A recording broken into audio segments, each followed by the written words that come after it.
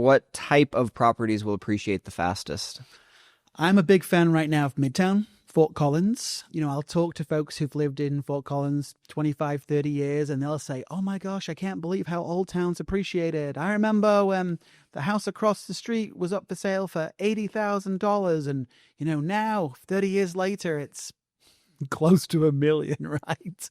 So where is that next area? And to me, it's Midtown. If you'd have told me 6, 7 years ago that homes in Midtown would be selling for $600,000, I'd have laughed at you, right?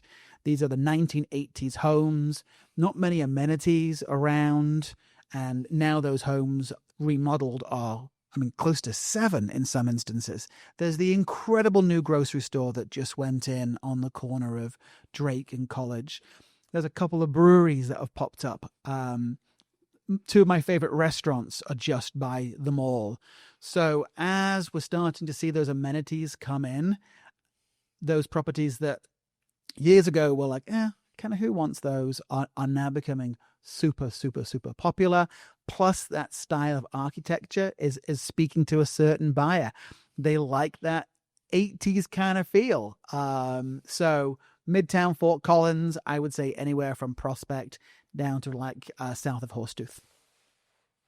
Yeah, you could argue that Midtown is actually more convenient than Old Town for day-to-day living, I think, being, a little closer. Because Old Town, obviously, you're close to downtown. Mm-hmm. Downtown's cool, but, if you're not going out for a bite or a drink, like sometimes some of the restaurants, I think, in Midtown can be just as convenient, a little closer to, like, big box and grocery stores and stuff like that. Yeah, Whole Foods is down there. Have you tried the new ramen restaurant? I have not. Gingy?